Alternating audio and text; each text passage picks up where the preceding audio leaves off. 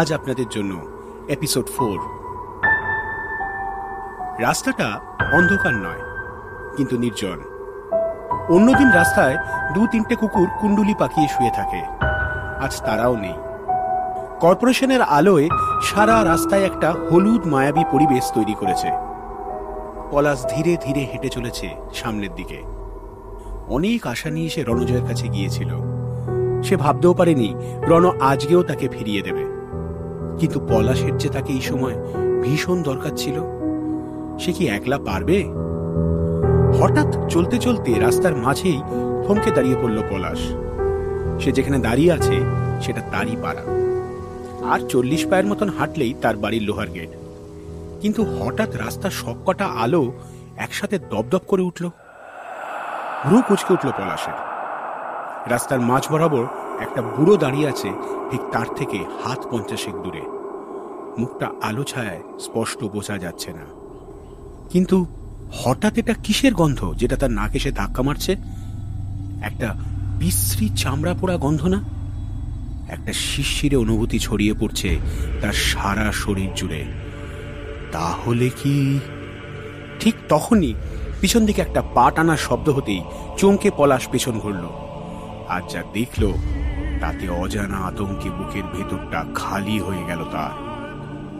একদল লোক ঠিক তার পিছনেই রাস্তা আটকে দাঁড়িয়ে। নারী, পুরুষ, বুড়ো, বুড়ি নির্বিশেষে সেই দলে 15 মতো লোক, যাদের প্রত্যেকেরই মুখের চামড়া বিকট ভাবে পোড়া। শুধু মুখ কেন, ছেঁড়া কাপড়ের আড়ালে পুরো শরীরটাই যেন তাদের ঝলসে যাওয়া। তাদের চোখের দৃষ্টি বাঁশি মরার মতো ঘোলাটে। দাঁতের ফাঁক দিয়ে গড়িয়ে পড়া নাল বুঝিয়ে দিচ্ছে তাদের খিদে পেয়েছে, আর খাবার তাদের সামনে। ষষ্ঠ ইন্দ্রিয় পলাশকে জানান দিল একটা ভয়ঙ্কর কিছু হতে চলেছে। পলাশ আর দেরি না করে তার পরনের টি শার্টটা খুলে ফরফর করে ছিঁড়ে নিল 2 টুকরো করে। তারপর যত দ্রুত সম্ভব 2 হাতের তালুতে ভালো করে পেঁচিয়ে নিল টি শার্টের ছেঁড়া টুকরোগুলো। ওদিকে পুরো দলটা ধীরে ধীরে পা টেনে পলাশের দিকে এগিয়ে আসতে শুরু করেছে। পলাশ চোখ বন্ধ করে গুরুর দেওয়া গুরুমন্ত্র স্মরণ করেই জিন্সের ডান পকেটে হাত দিল। মনে মনে আশ্বস্ত হল সে, হ্যাঁ, জিনিসটা আছে। ঠিক এমন সময় একটা ঠান্ডা হাওয়া বয়ে যেতেই কেঁপে উঠল পলাশের পেশিবহুল শরীরটা। কোথায় গিয়ে পলাশ যেন জানে কি হতে চলেছে, আর হলো তাই। ঝুপ করে হঠাৎ লোডশেডিং, আর এক লহমায় উজ্জ্বল রাস্তাটা গভীর অন্ধকারে ডুবে গেল। এক মুহূর্ত দেরি না করে পলাশ সাথে সাথে জিন্সের পকেট থেকে লাইটারটা বের করে টি শার্টে আগুন ধরাতেই দাউ দাউ করে হলুদ আগুনে জ্বলে উঠল হাতে বাঁধা টি শার্টের টুকরোগুলো। কিন্তু এখন তো থামলে হবে না। লাইটারটা সাথে সাথে পকেটে চালান করে 2 হাতে একটা জোরে তালি দিয়েই বিড়বিড় করে পাঠ করে উঠল গুরুমন্ত্র। তারপরে লহমায় চা হলো তা সত্যি ভাষায় প্রকাশ করা যাবে না। পলাশ তার 2 হাত দেহে 2 দিকে বিস্তৃত করতেই সাথে সাথে হাতের আগুন হলুদ থেকে পাল্টে হয়ে গেল সবুজ আভায়। এই আভা নরকের আভা, এই আগুন নরকের আগুন। এই আগুন পোড়ায়, জ্বালায়। এই আগুন একমাত্র ধারণ করতে পারে পলাশ, আর কেউ না। আর তখনই সবুজ আগুনের আভায় দেখা গেল পলাশকে ঘিরে ধরেছে এক পাল ভয়ঙ্কর দর্শনজীব। তার 2 হাতে জ্বলতে থাকা সবুজ আগুন একটা অগ্নিবলয় তৈরি করেছে তাকে ঘিরে। একটা চাপা আক্রোশের হিংস্র গর্জন বেরিয়ে আসতে লাগলো তাদের লোহী নরখাদক মুখের ভিতর থেকে। কিছুজন ওদের মধ্যে থেকেই চেষ্টা করতে লাগলো সেই আগুনের বলয় পার করে পলাশের কাছে পৌঁছানো, কিন্তু ওরা এগোতে পারছে না।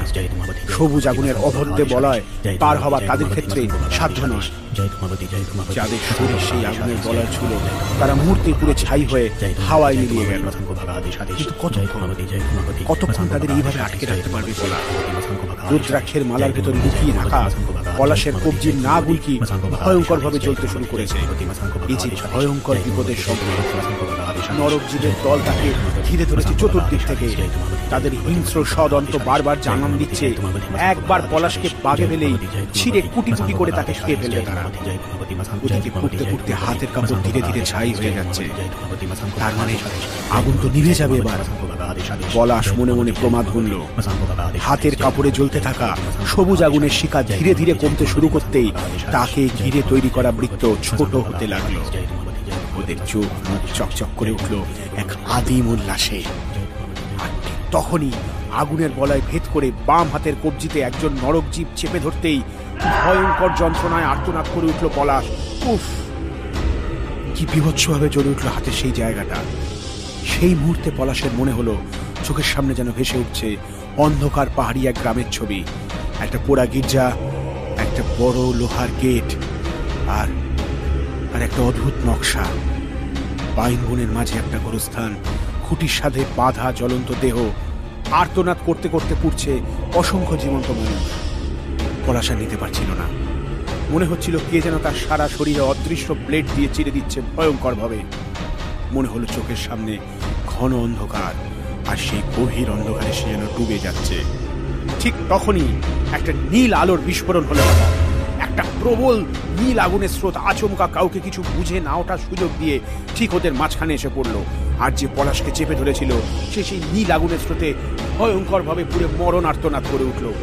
ভয়ঙ্কর আর্তনাদে আর পোড়া গন্ধে ভরে উঠল চারিদিক। পলাশ দেখল দেহের দুই দিকে হাত প্রসারিত করে রণজয় শূন্য থেকে যেন লাফ দিয়ে ঠিক তার পিছনে এসে দাঁড়ালো। তার দুই হাতে জ্বলছে আশ্চর্য এক উজ্জ্বল নীল আগুন। খালি গা, মাখনের মতন ফর্সা ঈষৎ পেশিবহুল শরীরে সেই নীল আগুনের আলো প্রতিফলিত হয়ে আরো চকচক করে উঠছে।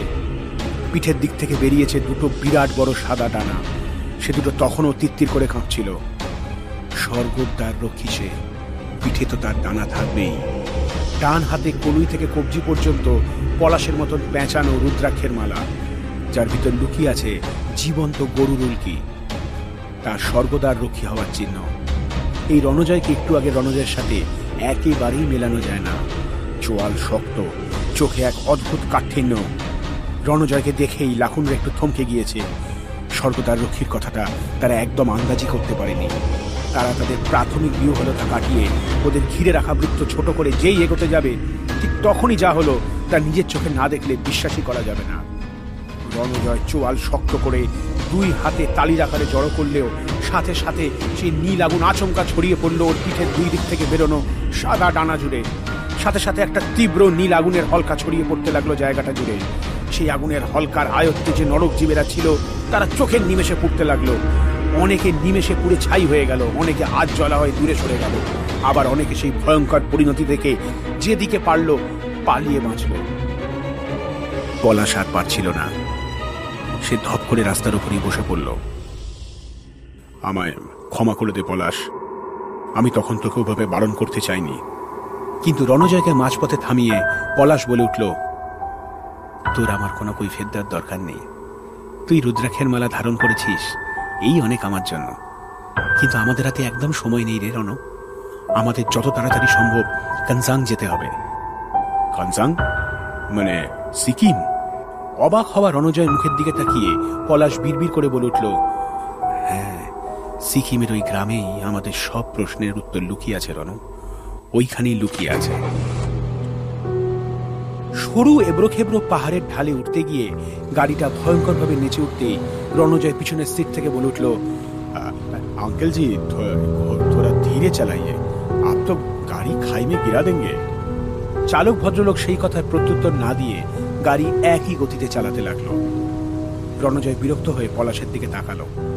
পলাশ তার পাশে বসে এক দৃষ্টিতে জানলার বাইরের দিকে তাকিয়ে আছে দূরে পাহাড়ের দিকে। কিছু ভাবছে পলাশ। সরু এবড়ো খেবড়ো পাহাড়ি রাস্তা, দুটো গাড়ি পাশাপাশি যেতে গেলে অনেক কসরত করে একে অপরকে পাশ দিতে হবে। একদিকে পাহাড়, অন্যদিকে অতল পাহাড়ি ঘাট। যত উপরে উঠছে তত ঠান্ডা বাড়ছে। রণজয় আর পলাশ দুজনেই গায়ে দুটো মোটা ওভারকোট চাপিয়েছে। রাতে নাকি আরো ঠান্ডা পড়বে। এই সুমো গাড়িটা ওরা জোগাড় করেছে কনজাং যাওয়ার জন্য। ওদের ট্রেন লেট করায় ওরা রাত্রে মিরিকের একটি হোটেলে ছিল। ভেবেছিল আজ সকালে সুমো স্ট্যান্ড থেকে গাড়ি বুক করে ওরা কনজাং এর উদ্দেশ্যে রওনা হবে। কিন্তু স্ট্যান্ডে পৌঁছে যা শুনলো তাতে ওদের চক্ষু চড়ক গাছ। কোনো গাড়ি অজ্ঞাত কারণে কনজাং এর দিকে যাবে না। শুনে তো ওরা থ। এ আবার কি? অনেক তর্ক বিতর্ক চলল বেলা অবধি। এক সময় তো রণজয় আশাই ছেড়ে দিল। কিন্তু পলাশ অবাক হলো এদের আচরণ দেখে। যেই ড্রাইভার কনজাং এর নাম শুনছে অমনি মুখ ফ্যাকাশে হয়ে যাচ্ছে তাদের। তারপরেই জানিয়ে দিচ্ছে ওদিকে যাওয়া সম্ভব নয়। কেউ বলছে রাস্তা খারাপ, কেউ বলছে তার গাড়ি খারাপ, কেউ বলছে গাড়িতে তেল নেই। প্রত্যেকের আলাদা আলাদা কারণ। পলাশ বুঝতে পারল এদের কানজাং না যাওয়ার পেছনে সম্পূর্ণ অন্য কারণ আছে, যা কেউই বলছে না। হোটেলের নিচেই রেস্টুরেন্ট, সেখানে সার চেয়ার টেবিল পাতা, খুব একটা ভিড় নেই সেখানে। 2-4 জন গোনাগুন্তি লোক বসে দুপুরের খাওয়া সারছে। ওরা কোনো উপায় না দেখে ভাবলো দুপুরের খাবারটা খেয়ে নেবে। পলাশ রণজয়কে নিয়ে একটা টেবিলে বসে লাঞ্চ অর্ডার করলো। এবার কি করবি? রণজয়ের গলায় চিন্তার সুর। গাড়ি না হলে তো আর যাওয়া যাবে না। পলাশের 2 চোখে দুশ্চিন্তার কালো মেঘ। বাম হাতের কালশিটের দাগের ওপর অজান্তেই চলে গিয়েছে ডান হাতের বুড়ো আঙুল। কানসাংকে ঘিরে কিছু তো একটা হয়েছে, যা এদের মনে এক অদ্ভুত ভয় তৈরি করেছে। কথা বলতে বলতে জানলার বাইরের দিকে তাকালো পলাশ।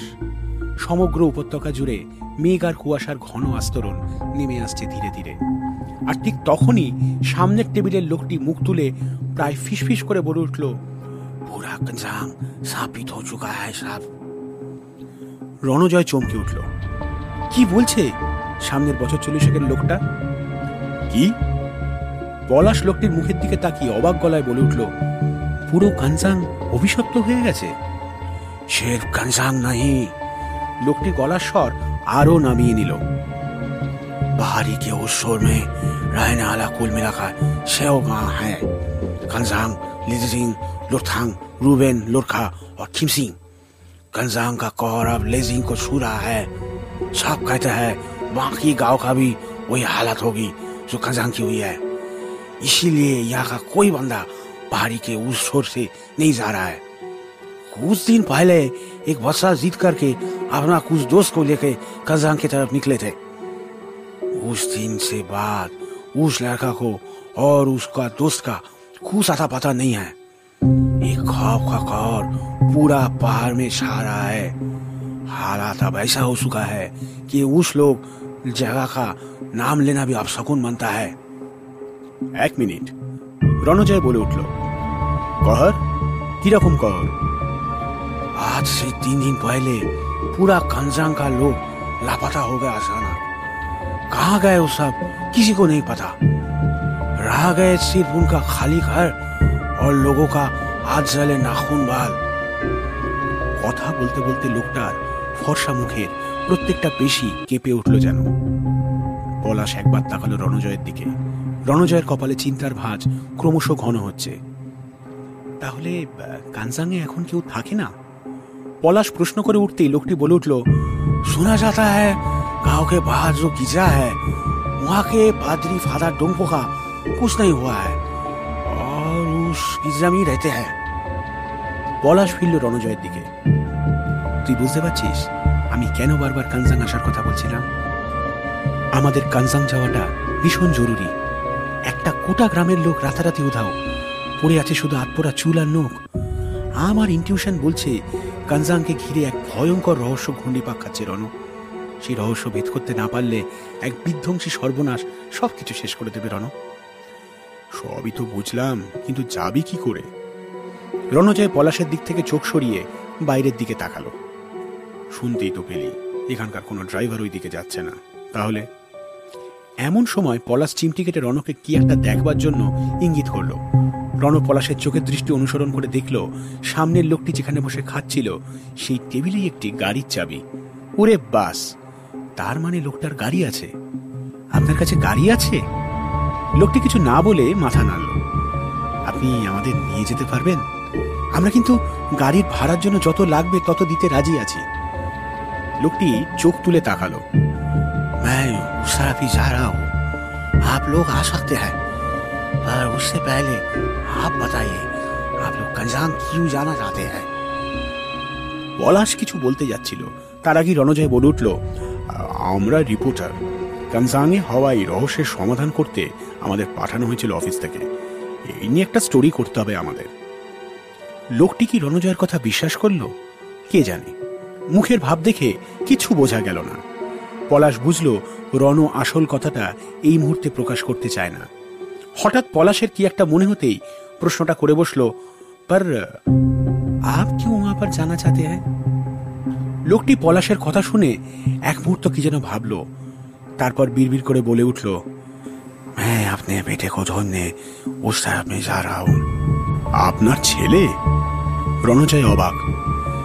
2 दिन पहले दोस्त के साथ लापता होने का लड़का और कोई नहीं, मेरा इकलौता बेटा था। এই গল্পের পরবর্তী অংশ শুনতে চাইলে সাবস্ক্রাইব করুন এই শোটিতে।